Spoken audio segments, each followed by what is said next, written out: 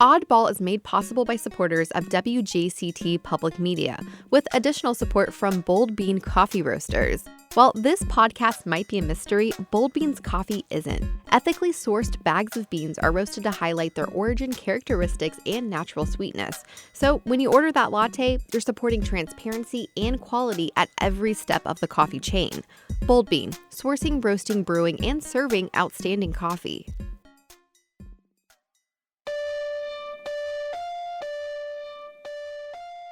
From WJCT Public Media in Jacksonville, this is episode 4 of Oddball. I'm Lindsey Kilbride. The ball rolled from the center of the table all the way to the edge and stopped. About the best description is that it's a giant gyroscope. After a while, people will say you're crazy or this or that, which she is not. That's a common industrial steel, and it's probably not likely to be something that aliens would use. This is definitely the type of area that inspires paranormal thinking and supernatural stuff. Hynek reached out. He wanted them to come to Chicago, and because they were unable to fly with the sphere, she said, no, you know, if you want to see the sphere, you're going to have to come to us. I've mentioned quite a few times now, the Navy investigated the ball and tried to figure out what it was. Jerry Betts allowed them to take the ball under the condition it's to be returned in no later than 2 weeks if it's not government property. A Navy spokesman initially told reporters there's certainly something weird about the ball, but when he ended up returning it to the Betts family, seemed pretty uninterested. He said it was made out of stainless steel and from Earth, although the Navy couldn't figure out exactly where it came from or what it would have been used for. They wanted to cut the ball open, but Jerry said no. There's also Jerry's claim the Navy tried to take the ball back when returning it to the Betts home, which doesn't really line up with the officer's nonchalant attitude about the ball to reporters. But this probe, although the most official being the government, wasn't even close to the end of inquiry into the sphere's origin. So what did others find? And is it possible the Navy was wrong or not truthful?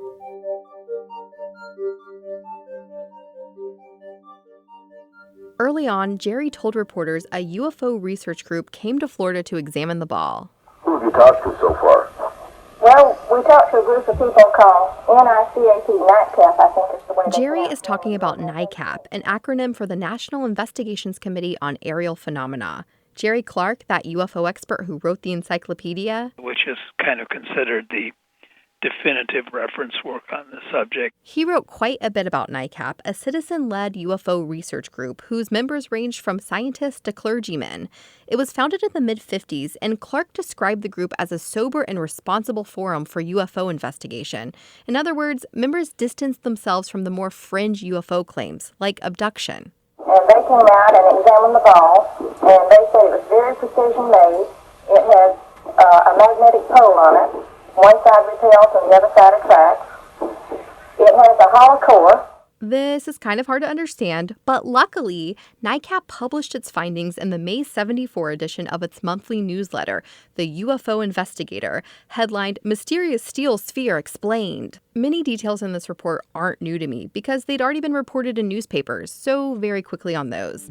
The ball was x-rayed at Cecil Field Navy Station, but the machine used wasn't powerful enough to penetrate the sphere, so it was taken to another station in Jacksonville for the more powerful x-ray, which was successful. The sphere was very beat up, like it had been rolled on concrete, and had a small triangular chip out of the side. The ball was magnetic and perfectly balanced. The investigation was led by a mechanical engineer, and he ended up agreeing with the popular theory it was probably part of a valve used in machines at the paper plant. The plant's spokesman had said balls, just like the Bettses, had been discarded from the plant 15 years before, and they could have ended up anywhere, including the Bettses' property, I guess. The report concluded the ball's odd rolling was due to uneven floors at the Bettses' house, attributing that theory to the Navy's spokesman. A lot of the NICAP report credits the Navy's findings, but with much more detail than what I had seen in news reports. The actual Navy report is nowhere to be found. I submitted numerous public records requests to government agencies and archival departments, and they were unable to find anything. So right now, this is the best I've got. Here's what's new to me. In addition to an X-ray taken by a more powerful machine, an emission spectrographic analysis identified the material of the sphere to be stainless steel 431. So now we know the methods they used, but not a lot about how they work. Luckily, Florida State University geochemistry professor Munir Humayun does. My expertise is in the study of extraterrestrial materials, particularly in metals from extraterrestrial materials in their analysis. He told me this type of analysis is a way of determining the chemical composition of an object. So for this ball, it would have analyzed the exterior and revealed, okay, this is stainless steel. I also wanted to know more about these magnetic poles referenced in articles, which either describe the ball as having 3 or 4 of them. Some of it would have picked up when you melted the sphere and formed it, because it would form in the Earth's magnetic field, and so it will carry a little bit of a memory of the Earth's magnetic field. But if it's exposed to anything, this is a real problem for us when we study magnetic fields and say iron meteorites. People who want to check whether they are truly iron attach a magnet to them. And every time somebody puts a magnet on a piece of metal, it acquires a little bit of that magnetic field. I bet somebody walked up to it and stuck a magnet on it. So in other words, multiple magnetic fields means it could have just been touched by magnets. The report goes on to say the X-ray determined the sphere to be uniformly hollow with 3 little balls inside, 1/8 of an inch and 2 of them even tinier, spherical specks really. The report says there was also a small amount of powdered residue inside, possibly sand, the scientist speculates. Then the Navy took an ultrasonic measurement, which Humayun says bounces high-frequency waves into the ball. That would tell scientists the thickness of the ball's shell, about 1/2 inch. And the report gives more exact measurements of the ball. The diameter, 7.9 inches, the weight, 21.3 pounds. It says the ball also had a plug welded into the side, 1/4 of an inch wide, ground off and polished. But I have to say, some parts of this report just make me question how well the writer or investigator knew the story. On one hand, Jerry does characterize NICAP's work as an investigation, but the way the report is written, it makes me wonder, did they even touch the ball or just cite the Navy? All the conclusions are based on the Navy's findings. And the first paragraph says the ball was found in the Betts' backyard, but it was actually found on property miles from the home. It also spells Jerry's name wrong. A lot of articles have these errors, but this person supposedly did an investigation. It just seems kind of weird to me.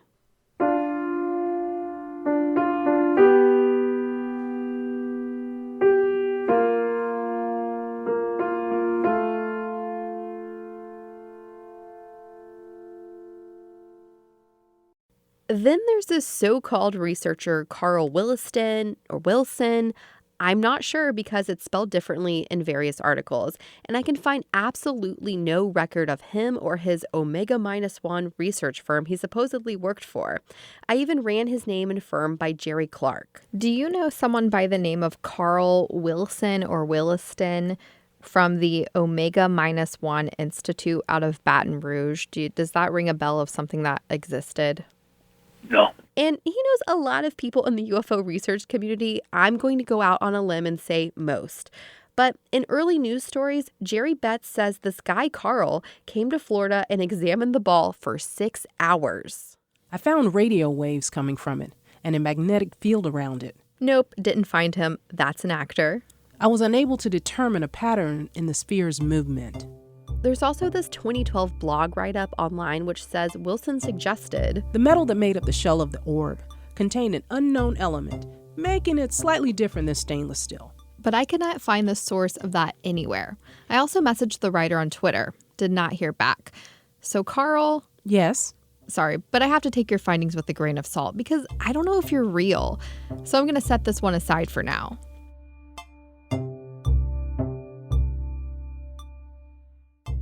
Around this time, remember all these investigations happened within days or a week of each other in April of 1974? The ball was taken to New Orleans, where the National Enquirer's 5-member Blue Ribbon UFO panel of scientists investigated the sphere. An astronomer, a civil engineer, philosophy professor, a plant physiologist, and psychologist Leo Sprinkle, who remembers nothing. It's a beautiful case, and I'm sorry that I can't contribute anything to it. And unfortunately, there are very few Betz-sphere-related articles published after the panel looked at it, like no one big report outlining the panel's findings or what members did to the ball. The best I've got is an Associated Press article published one day after the panel. 5 scientists intently watched a mysterious sphere for several hours Saturday, but it refused to perform. One scientist, James Harder, said they hadn't been able to establish any unusual movements, and he'd like to cut it open. His colleague, Robert Cregan, said it may have come from Cape Canaveral. I'm not sure what to make out of all this, other than it doesn't seem like the ball was remarkable. But another colleague, J. Allen Hynek, the astronomer and eventually the most famous UFO proponent in the world, the same guy who allegedly brought the ball into his bedroom, he appeared on a Seattle radio show a day after returning from the New Orleans conference. This is before he allegedly visited the ball at the Betz home. And I have the tape. Professor Hynek returned yesterday from New Orleans after sharing observations with colleagues regarding the so-called mystery sphere.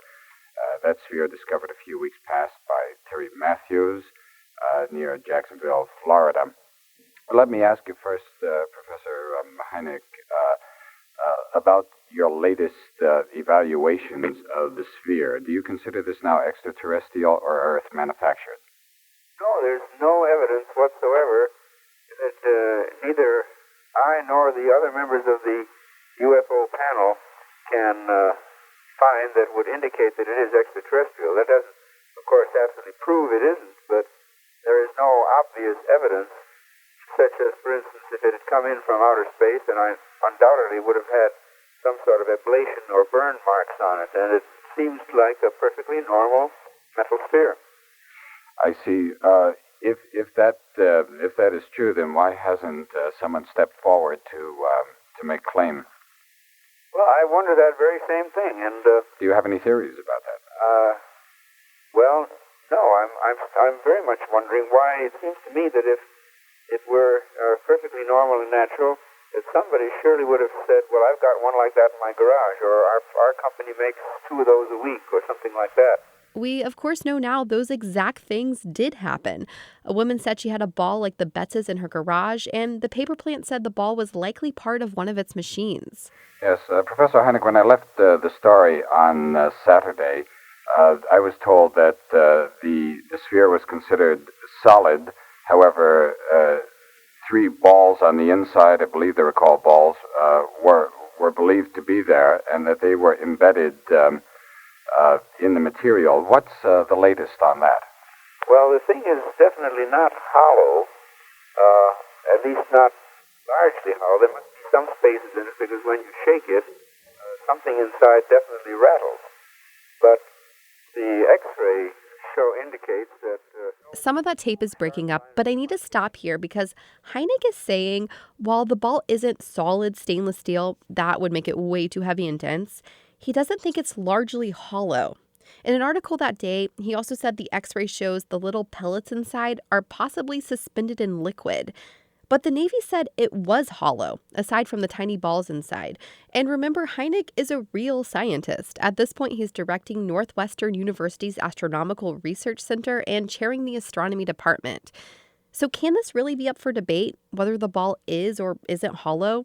Could the Navy be wrong? I think based on this image, you really can't tell. Dr. Diane Johnson is a diagnostic radiologist at Memorial Hospital in Jacksonville, and she spends a lot of time looking at scans, mostly of humans. Mammograms, CT scans, ultrasounds, plain X-rays, and MRI exams. Hynek's logic behind questioning whether the Betz sphere is largely hollow is the way the X-ray looks. So I sent Dr. Johnson a copy. Now, this copy has been published by the Ancient Aliens TV show and the Astonishing Legends podcast, so want to give them credit. And it looks like this. A light gray circle with hazy edges and 3 little balls inside are much darker than their surroundings. 2 look like perfect spheres, and the other looks like it's been squashed or something. Hynek says since there's no clear distinction between the shell and whatever is inside, there must be something in there other than air. It's probably a photograph of a copy of an X-ray, is my best guess. My first impression is that it clearly looks old, So old in such that it's an old picture, but also old in that it looks like it's old technology to have obtained that image. And she said it's true. From this picture alone, you can't tell if the ball is hollow. It's a sphere, so you're taking a two-dimensional image of a three-dimensional structure, and that's going to make it a little bit difficult to see the outer shell interface with the inner substance, presumably air if it's hollow. And the other factor is the resolution of the image itself. It's just not good enough to be able to see that interface. And if the shell around the outside is very thin, you wouldn't necessarily see it anyway. Basically, with X-rays, we're looking at differences in density. But her best guess? It's very likely hollow. That would be my opinion. Because ultrasonic measurements did establish a wall thickness, and when you shake it, you can hear the little balls rattling around.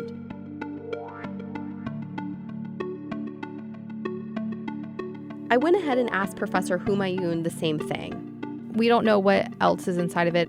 Yeah, it could be anything. Except something like liquid mercury, which would show up on the X-ray for sure, he said. Of course, scientists in 1974 probably had the actual X-rays, not a washed-out photocopy. But we don't know for sure what's in the ball. And I want to point out, in later articles, Hynek changes his opinion and says the ball is hollow, along with his colleagues on the UFO panel. Now back to Hynek.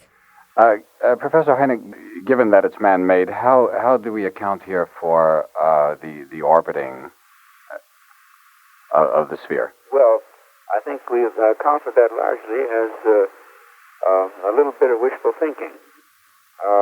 Certainly it did not behave that way when my colleagues and I examined it. I had to keep it from rolling off the table several times. I don't understand. In other words, it did move, but it did not orbit. Did it move of its own accord? No. It only moved when you moved it yourself. And of course, one thing it does, since it is fairly heavy, as it moves along, unbalances the table. It presses down a little bit, and might seem, if the table weren't completely level, it might seem to be moving by itself. But that is not the part that intrigues me. Would you tell me what part does? Well, the fact that several witnesses have said that when the dog was brought near it to be photographed, along with the dog rolled over and put its paws over its ears as though a sound was coming out, not audible to our ears, but audible to a dog's ears.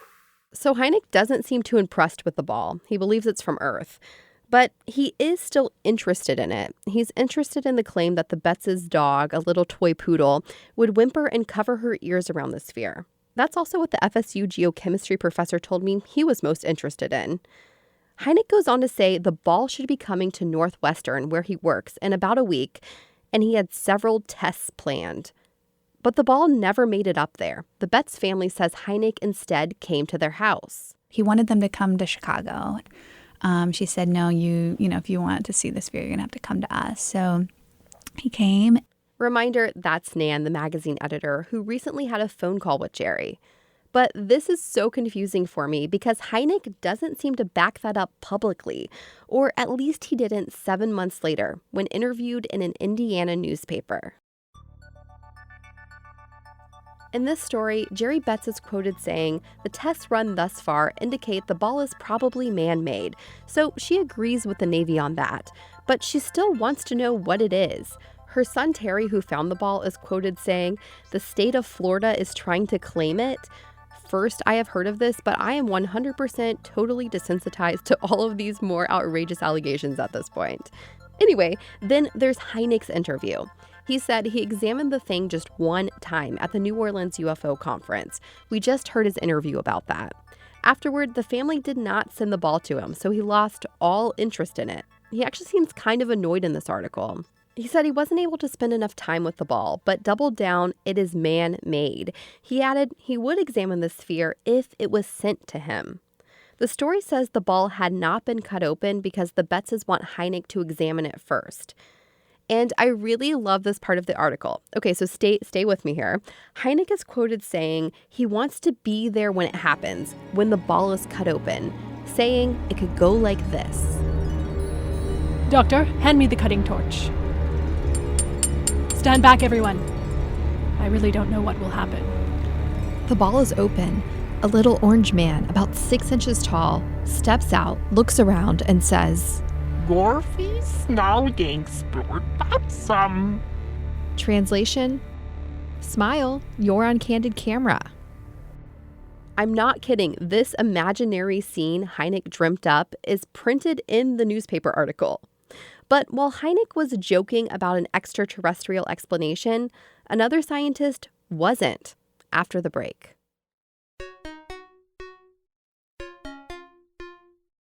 Oddball is made possible by supporters of WJCT Public Media, with additional support from Bold Bean Coffee Roasters. Bold Bean created a special Oddball coffee blend to be enjoyed with this podcast, and who better to taste it with than our station's top coffee snob, Heather, who produces our talk shows. I'm from Miami, so I basically grew up drinking coffee, decaf, when I was little. But I like really strong coffee, and I prefer espresso style to drip style. And I can do all kinds of fancy things with my milk. I make coffee at home every morning. Like when we were looking at houses, I was like, I need to live near an independent coffee shop. And our realtor took us to the Bold Bean on the beach. And I pretty much lived there when I first moved up here. So you wanted some coffee culture in Coffee your new culture home. in your home. Yep. So. All right. Well, do a little pour. Sit with it. Sniff it. Okay. Can I taste it now? Have a taste. It's good. I like it. Are you picking up any specific notes? Picking up a little bit of floral or fruitiness. Okay, yeah. It's smooth, like it's not too acidic. Would you drink this? Yeah, so I don't usually drink black coffee, but the flavor is nice enough that I could drink it just straight up without milk or sugar. Everyone should probably buy a bag of Oddball blend coffee, right? They should buy several bags. It would be really good in iced coffee, too. Yeah.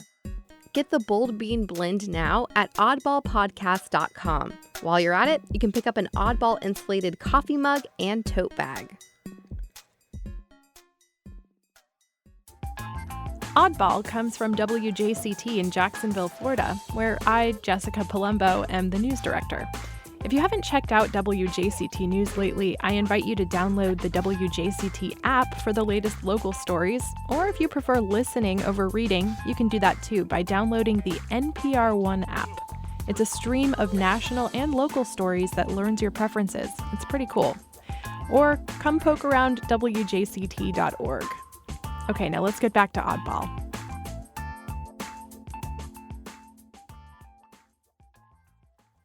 If you've been listening to this and at any point Googled Betz sphere, you've probably read about the ball's amazing properties.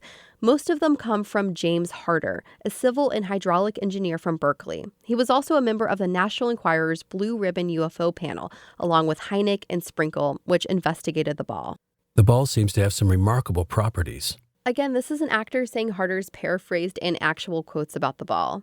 More than a year and a half after the panel he was a part of examined the Betz ball, Harder was quoted in an article headlined, "Experts Disagree on Florida Sphere Origin." While Hynek said publicly the ball wasn't remarkable, his colleague Harder said, I found the thing to be in perfect balance in a way I would not have expected it to be. The results of the X-rays taken on the thing were not what you'd expect them to be either. Will you elaborate on that? No.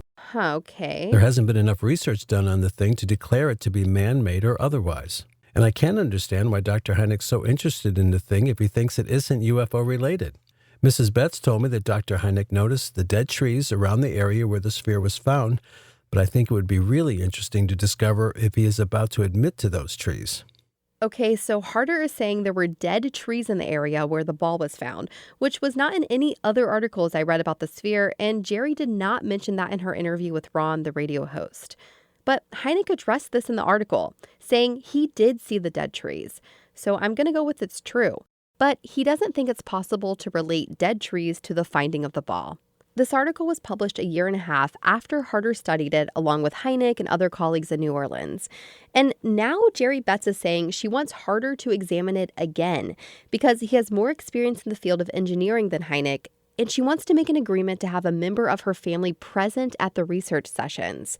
Seems like now she doesn't trust anyone else to be alone with it.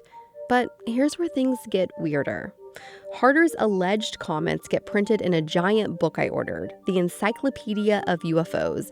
Different than Clark's multi-volume UFO encyclopedia, this book is by a guy named Ronald Story, and there's a section on the Betz sphere, and even a photo of Terry, Jerry's son who found the sphere, holding the ball with a National Enquirer blue ribbon panel banner behind him. He's 21, a kid with a plaid shirt, wavy long hair, big wireframe glasses, and a mustache. Basically a hipster today. The book, published in 1980, says Harder found the ball exhibits 4 magnetic poles, which lines up with most news reports that the ball either had 3 or 4 of them, and that's not weird according to FSU professor Humayun. But the book says Harder claims the X-ray shows those little balls inside the sphere are more dense than the shell.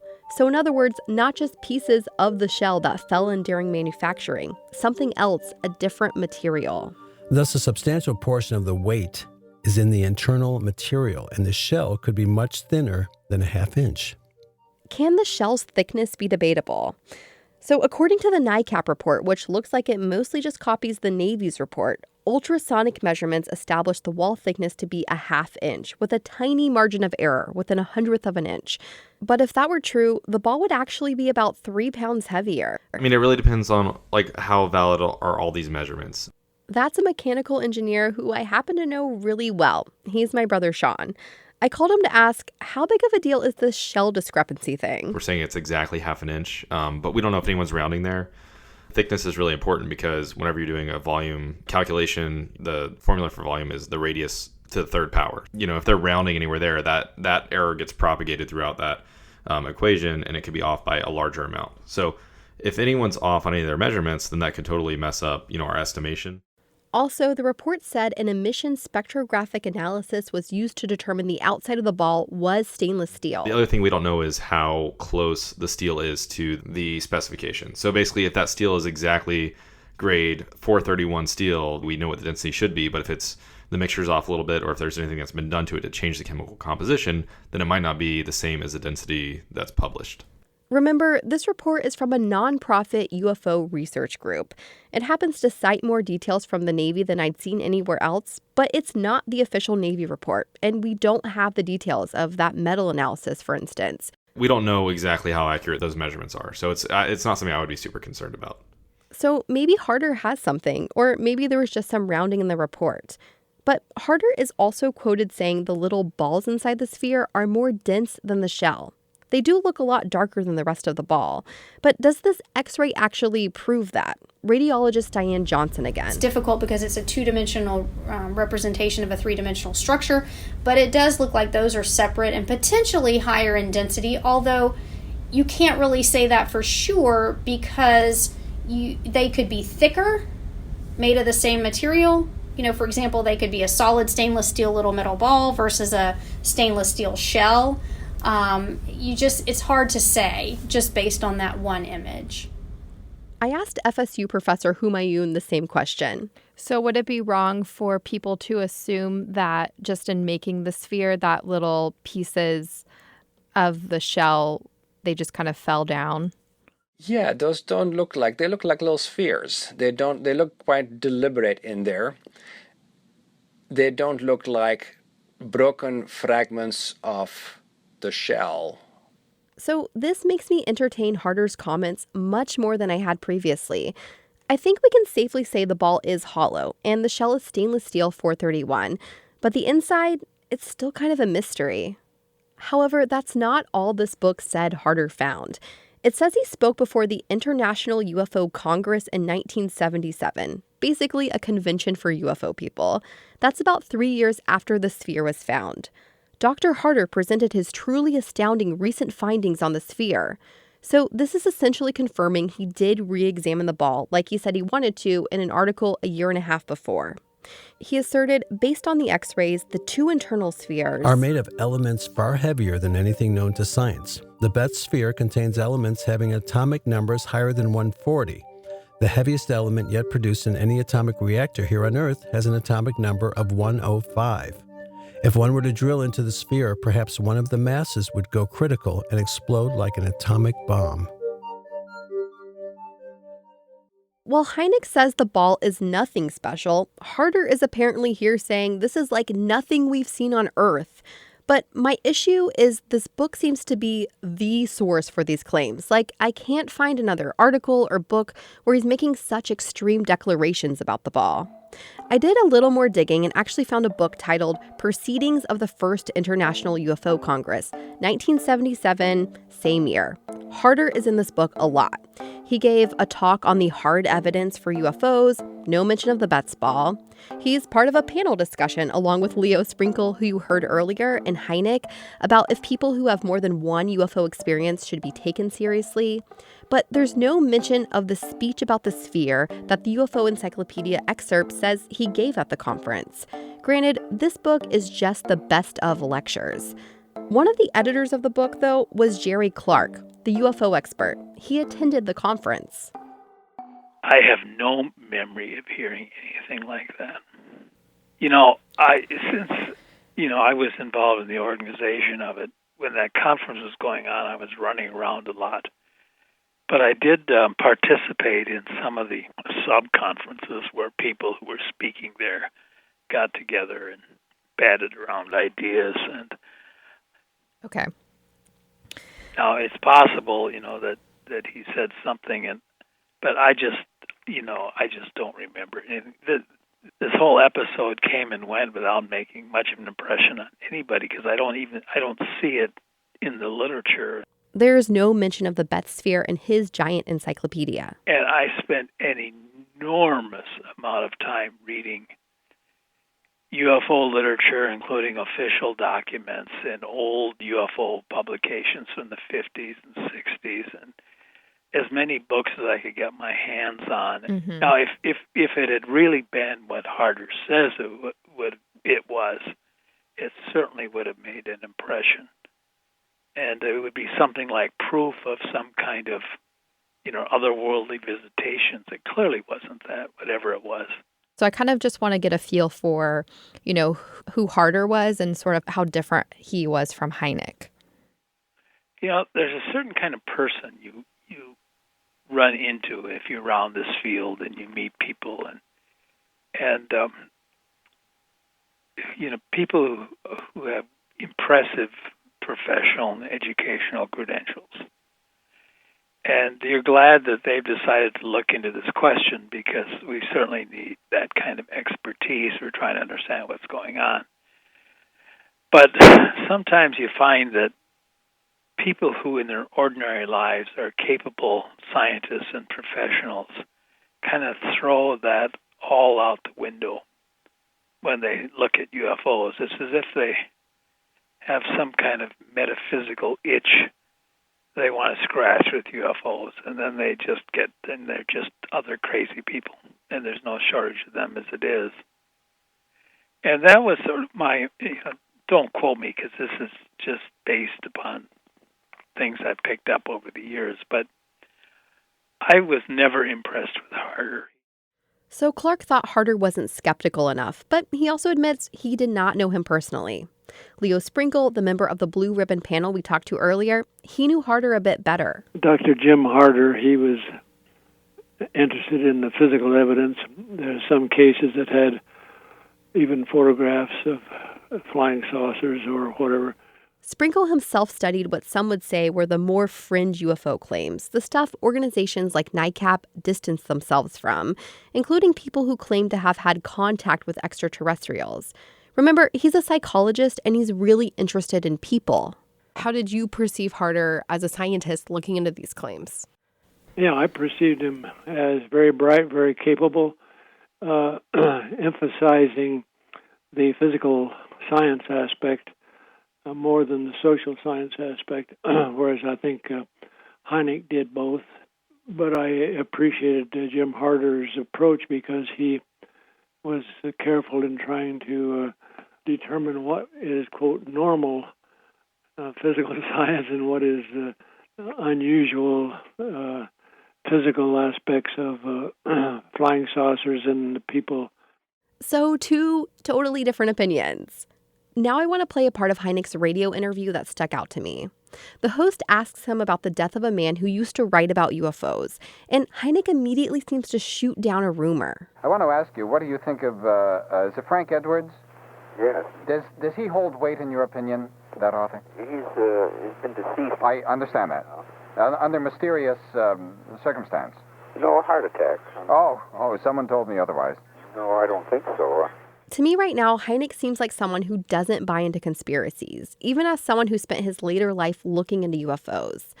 But something else stood out to me when I was researching all this.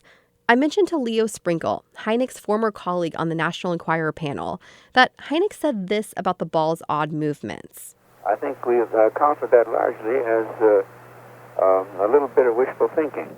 And that's pretty opposite of what the family said was happening with the ball and at the conference. I'm just trying to sort through those two sides. That's strange because usually I perceived Alan Hynek as being not only sympathetic but willing to discuss with the witness or the families what they were experiencing. Mm-hmm. And that makes it sound like he was covering, like there was something about it that he didn't want to talk about.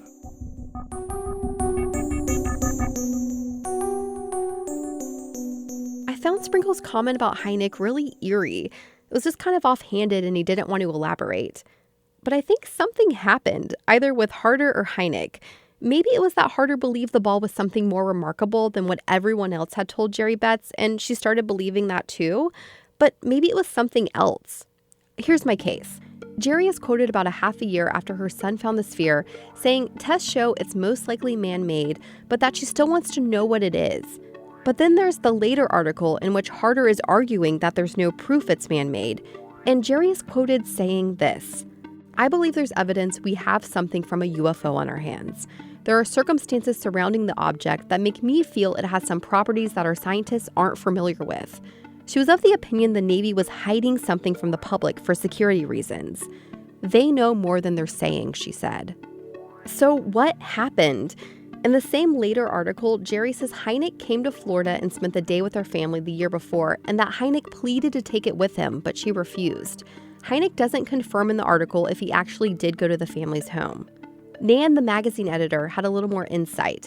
This is what Jerry told her happened around that period of time. The sphere was never the same. And Jerry thinks that he swapped it out with the dummy. Do you know, I recently read an article with Hynek's son. He was talking about how they had all this stuff in their house, like a library of artifacts or whatever. And he's like, yeah, we had this metal ball in our house that I found out later on was from some Florida UFO case.